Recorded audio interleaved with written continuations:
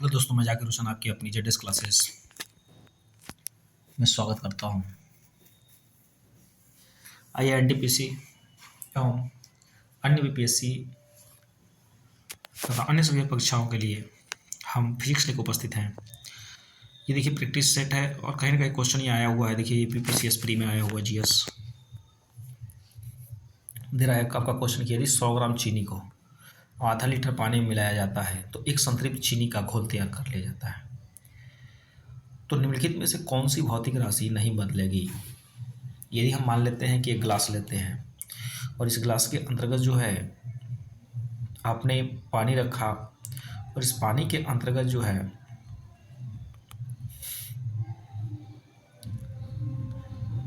आपने इस पानी के अंतर्गत जो है आप क्या ले लिए, चीनी का कुछ बूंद इसमें डाल दिए। ठीक है, तो 100 ग्राम आपने चीनी डाल दिया। जब 100 ग्राम चीनी हम इसके अंदर डाल देंगे तो पूछ रहा है कि ये संतृप्त विलयन तैयार हो जाएगा। तो जब संतृप्त चीनी का घोल तैयार हो जाएगा, संतृप्त का मतलब तो पूरी तरीके से घुल जाना, एक दूसरे के अंदर समाहित हो जाना।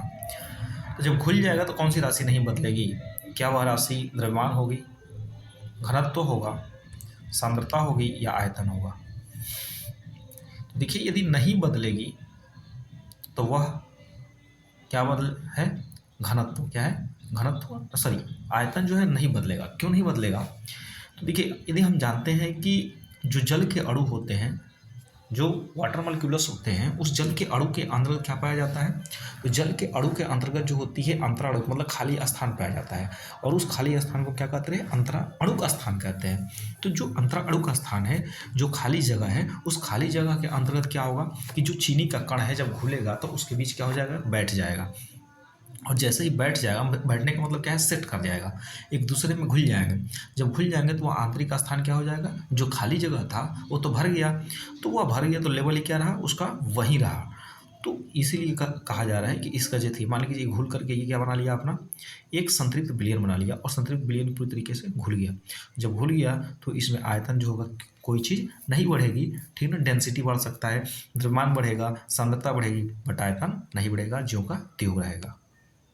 अगला प्रश्न है कि लोलक घड़ियाँ गर्मियों में सुस्त क्यों पड़ जाती है? क्या गर्मियों में दिन लंबे होने के कारण, ठीक है, गर्मियों में दिन लंबे होने के कारण, या कुंडली में घर्षण के कारण लोलक की लंबाई बढ़ जाती है जिससे इस इकाई दोलन लगा हुआ बढ़ जाता है, या गर्मी में लोलक का भार बढ़ जाता है? तो बात करते हैं कि लोलक घड़ियाँ गर्मी में सुस्त पड़ने का मेन रीजन क्या होता है कि लोलक की जो लंबाई होती है, ठीक है ना, जो लोलक की लंबाई होती है वो क्या होती है? लोलक की लंबाई बढ़ जाती है जिससे इकाई दोलन लगा हुआ समय क्या होता है? बढ़ जाता है। अब देखिए सबसे बड़ी चीज़ क्या है कि इसका आवर्तकाल बढ़ेगा। जैसे ही लंबाई बढ़ेगी तो इसका आवर्तकाल क्या हो जाएगा? बढ़ जाएगा। और आवर्तकाल क्या है कि दोलनों की संख्या है। आवर्तकाल क्या होता है? दोलनों की संख्या को ही हम आवर्तकाल कहते हैं। तो मतलब दोलनों की संख्या के व्युत्क्रम को टी बराबर होता है क्या? 1/n होता है। टी बराबर जो होता है वो होता है 1/n। और यहाँ पे आवर्तकाल की बात कर लेंगे तो आवर्तकाल के लिए होता है 2π√L/g होता है। L/g होता है, जहाँ L लोलक की लंबाई है और g क्या है? गुरुत्वीय त्वरण है। तो इसमें क्या होगा कि हम सीधा कह सकते हैं कि लोलक घड़ियों में सुस्त पड़ने का कारण क्या है कि जैसे ही लंबाई बढ़ेगी, मान लीजिए कि छोटा सा है तो यहाँ पे अपना पूरा कर लिया, एक बड़ा सा हम रस्सी लेंगे तो ये क्या हो जाएगा? इतना बड़ा दूरी तय करेगा। तो इसमें आवर्तकाल की संख्या क्या होती है? बढ़ जाती है, जिससे दोलनों की संख्या बढ़ जाएगी। और जब दोलन की संख्या बढ़ जाएगी तो ये सुस्त पड़ने का रीजन क्या है कि इसमें होता है आपका ऊष्मीय प्रसार। गर्मियों में क्या होती है? ऊष्मीय। लोलक की लंबाई बढ़ने का रीजन क्या है? ऊष्मीय प्रसार भी हो जाता है। नेक्स्ट प्रश्न है आपका कि पीसा की झुकी हुई मीनार गिर नहीं जाती है, क्यों? पीसा की झुकी हुई मीनार जो है क्यों नहीं गिर जाती है? क्योंकि वह शीर्ष भाग में पतली हो गई है, वह बड़े तल क्षेत्रफल को आच्छादित करती है, इसका गुरुत्वाकर्षण केंद्र निम्नतम स्थिति में रहता है, गुरुत्वाकर्षण केंद्र केंद्र से जाने वाली ऊर्ध्वाधर लाइन रेखा तल के अंदर रहती है। सबसे बड़ी चीज़ यही है कि पीसा की मीनार झुकने का कारण क्या है? पीसा की मीनार कहाँ पे है? तो यह है आपकी इटली में। ठीक है, अब इटली में है तो यह मेन रीजन क्या है न गिरने का कि गुरुत्वाकर्षण जो केंद्र से जाने वाली ऊर्ध्वाधर लाइन है वह उसके अंदर के तल से ही रहती है, इसलिए जो होगा वह गिरती नहीं है। नेक्स्ट क्वेश्चन है, समान गति से जा रहे हवाई जहाज से यदि एक बम नीचे की ओर गिराया जाता है तो बम के नीचे पहुंचने तक हवाई जहाज की स्थिति क्या होगी। मान के चलिए कि ये जो है आपकी एक इधर एक हवाई जहाज जा रही है, ठीक है, ये आपकी हवाई जहाज है, ठीक है। अब ये हवाई जहाज जा रही है, ये इसके पंख है, ठीक है। तो यदि हवाई जहाज जा रही है और इसी से शत्रुओं पे क्या करना है, बम गिरा देना है।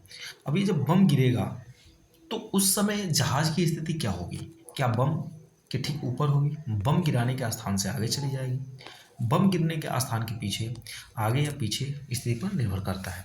देखिए यदि किसी हम हवाई जहाज से बम गिराते हैं तो बम गिराने की स्थिति में क्या होगा कि जो जहाज होगी वह ठीक बम के ऊपर होगी। कैसे होगी, क्योंकि जिस समय हम बम गिराएंगे उस समय जो बम का वेग होगा वो हवाई जहाज के प्रारंभिक वेग के क्या होगा, बराबर होगा। और उस कंडीशन में जब बराबर होगा तो जब ये गिराई जाएगी तो ये कैसे चलेगा, परवलयाकार में चलेगा। तो जहाँ स्थिति में गिराई जाएगी वहीं पर गिरेगा, अर्थात बम क्या होगी, बम के ठीक ऊपर हुई हमारी हवाई जहाज।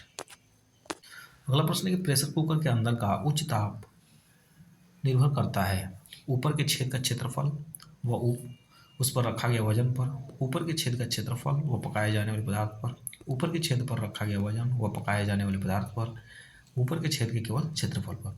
तो प्रेशर कुकर के अंदर का जो उच्चतम ताप होता है वह किस पर निर्भर करता है, तो ऊपर के छेद का क्षेत्रफल व उस पर रखे गए वजन पर निर्भर करता है। अगला प्रश्न है कि हवाई जहाज से यात्रा करते समय पेन से स्याही निकलने लगती है, क्यों निकलने लगती है, क्या रीजन है कि पेन की स्याही जो होती है निकल जाती है। वायु दाब में कमी के कारण, वायु दाब में वृद्धि के कारण, स्याही के आयतन में वृद्धि के कारण, या अत्यधिक भार के कारण। देखिए अब क्या होता है, जब हम ये समुद्र तल है और समुद्र तल से जब हम ऊपर की ओर जाते हैं, ठीक ना, या नीचे की ओर जाते हैं, तो जो वायुमंडलीय दाब होती है वो क्या होती है, कम हो जाती है। और जब वायुमंडलीय दाब कम हो जाएगी तो इसी की वजह से क्या होता है कि जब हम यात्रा करते हैं तो पेन से स्याही क्या होती है, बाहर निकल जाती है। इसलिए राइट ऑप्शन जो होगा ए होगा। अगला प्रश्न है कि निम्नलिखित में से किस सिद्धांत पर रॉकेट कार्य करता है, अवगाद्रो संख्या, ऊर्जा संरक्षण, बर्नौली सिद्धांत या रेखीय संवेग संरक्षण। देखिए जो हमारा रॉकेट कार्य करता है वह काम करता है रेखीय संवेग संरक्षण पे। कैसे काम करता है तो समझिए, जब हम किसी रॉकेट को लॉन्च करते हैं तो उसके पीछे से क्या निकलती है, गैस निकलती है, और वह गैस जो होती है उस रॉकेट को आगे क्यों क्या करती है, धक्का देती है। मतलब हम कह सकते हैं कि यहाँ पर न्यूटन का तृतीय नियम फॉलो होता है कि जब कोई वस्तु पर जितना हम तेज बल लगाते हैं वह भी हमारे ऊपर उतना ही विपरीत दिशा में बल लगाती है, जिसे हम क्रिया प्रतिक्रिया का नियम कहते हैं और न्यूटन का थर्ड लॉ है। उसके बाद यदि बात करें कि रेखीय संवेग संरक्षण पे है, ठीक है, तो रेखीय संवेग संरक्षण में आता है m1v1 बराबर m2v2, m2v2। नेक्स्ट क्वेश्चन है आपका, देखिए क्वेश्चन ये भी आया हुआ यूपीपीसीएस मेंस में आया हुआ क्वेश्चन है, ध्यान रखिए हर क्वेश्चन जो है आपका आया हुआ एग्जाम में है। करें कि एक बुलेट लंब रूप से ऊपर दागी जाती है, मतलब ये कोई बुलेट है, बुलेट को मतलब चलाने वाली मत समझ लीजिएगा, ठीक ना, ये गोली है और ऊपर की ओर दागी जाती है बिल्कुल हॉरिजॉन्टल, सॉरी परपेंडिकुलर लंबवत, और जब उच्चतम बिंदु पर पहुंचती है तो उस उच्चतम बिंदु पर जाने में उसे t1 समय लगता है और वहां से जमीन तक पहुंचने में t2 समय लेती है। उस दिशा में क्या होगा, अब समझिए यदि हम किसी बुलेट को दागेंगे तो बुलेट जब ऊपर की ओर जाएगी तो जिस वेग और जिस कोण से जाएगी उसी कोण और उसी वेग से नीचे की ओर आएगी। तो समझिए जाने में यदि t1 समय लेती है तो आने में भी क्या लगेगी, जब उसी वेग और उसी कोण से आ रही है तो समय क्या लगेगी, बराबर ही लगेगी। इसका मतलब जाने में लगा समय और आने में लगा समय इक्वल होगा, अर्थात t1 बराबर क्या होगा, t2 होगा। राइट ऑप्शन बी होगा। अगला प्रश्न, यदि पृथ्वी का गुरुत्वाकर्षण बल अचानक लुप्त हो जाए तो निम्नलिखित से क्या परिणाम होगा। वस्तु का भार शून्य हो जाएगा, वस्तु परंतु द्रव्यमान वही रहेगा, वस्तु का द्रव्यमान शून्य हो जाएगा परंतु भार वही रहेगा, वस्तु का भार तथा द्रव्यमान दोनों शून्य हो जाएंगे, वस्तु का द्रव्यमान व भार बढ़ेगा, सॉरी बढ़ जाएगा। तो देखिए यहाँ पे रीजन क्या करें, यदि पृथ्वी का गुरुत्वाकर्षण बल अचानक लुप्त हो जाए मतलब समाप्त हो जाए तो कौन सा परिणाम निकलेगा, वस्तु जब समझिए गुरुत्वाकर्षण बल ही समाप्त हो जाएगा तो वस्तु का भार क्या हो जाएगा, शून्य हो जाएगा, परंतु द्रव्यमान तो हमारा वही रहेगा। राइट ऑप्शन क्या होगा, ए होगा। अगला प्रश्न, यदि पृथ्वी और सूर्य की दूरी जो है उनके स्थान पर दोगुनी हो तो मतलब दूरी है उसको दोगुना कर दिया जाए तो पृथ्वी पर गुरुत्वाकर्षण बल पर क्या प्रभाव पड़ेगा। हम जानते हैं कि जो गुरुत्वाकर्षण बल होता है F बराबर क्या होता है कैपिटल G m1 m2 बटा में r²। ठीक। और ये भी जानते हैं कि जो बल लगता है वह दूरी के वर्ग के व्युत्क्रमानुपाती होता है, मतलब 1/r² होता है। तो कह रहा है कि यहाँ पर जो दूरी है उसको दोगुनी कर दिया जाए। पहले r था, अब क्या कर दें हम 2r कर दें। इसका मतलब हम 1/2 का स्क्वायर करेंगे तो कितना हो जाएगा 1/4 होगा। अर्थात हम कह सकते हैं कि अब वह जितना है उसका चौथा भाग ही रह पाएगा। ठीक है, तो दूरी गुरुत्वाकर्षण बल जो पड़ता है वह अब जितना है उसका कितना होगा चौथा हिस्सा होगा। नेक्स्ट क्वेश्चन है किसी वस्तु का भार पृथ्वी तल पर सभी स्थानों में समान होता है, विषुवत रेखा पर अधिकतम होता है, ध्रुवों पर निम्नतम होता है, ध्रुवों पर अधिकतम होता है। तो करें किसी वस्तु का भार, ठीक है, तो भार की बात कर रहा है, W बराबर क्या होता है mg। हम जानते हैं क्या होगा mg होगा। तो पृथ्वी तल पर सभी स्थानों पर समान होता है, इसका मतलब ये g का मान क्या होगा ध्रुव पर गुरुत्वाकर्षण क्या हो जाएगा 0 होगा। तो वह क्या हो जाएगा जा करके वहाँ पे यदि हम द्रव्यमान गुणा करेंगे तो भार क्या होगा 0, अर्थात क्या होगा ध्रुवों पर सबसे कम होगा। राइट ऑप्शन जो होगी सी होगी। सॉरी करें किसी वस्तु का भार क्या होगा, तो यहाँ पे क्या होगा द्रव भार जो होगा वो क्या होगा ध्रुवों पर सबसे अधिक होगा 0। क्या होगा 0, इसका मतलब सबसे अधिक होगा। नेक्स्ट क्वेश्चन, मानव शरीर का भार होता है ध्रुवों पर अधिकतम, पृथ्वी पर सब जगह एक समान, विषुवत रेखा पर अधिकतम, मैदानी भागों में। अभी मैंने बताया क्या होगा ध्रुवों पर सबसे अधिक होगा। ठीक है, राइट ऑप्शन नहीं होगा। नेक्स्ट प्रश्न है जब संपूर्ण बर्फ पिघल जाएगी, अगला प्रश्न पानी से भरे एक बीकर में एक बर्फ का टुकड़ा तैर रहा है, जब संपूर्ण बर्फ पिघल जाएगा तो क्या होगा। पानी की सतह नीचे आ जाएगी, पानी की सतह ऊपर उठ जाएगी, पानी की सतह पहले ऊपर उठेगी फिर नीचे आएगी, या पानी की सतह अपरिवर्तित रहेगी। तो देखिए पानी से भरे एक बीकर में एक बर्फ का टुकड़ा तैर रहा है, तो उस जब पिघल जाएगी तो कंडीशन क्या होगा पानी की सतह अपरिवर्तित रहेगी। राइट ऑप्शन डी होगा।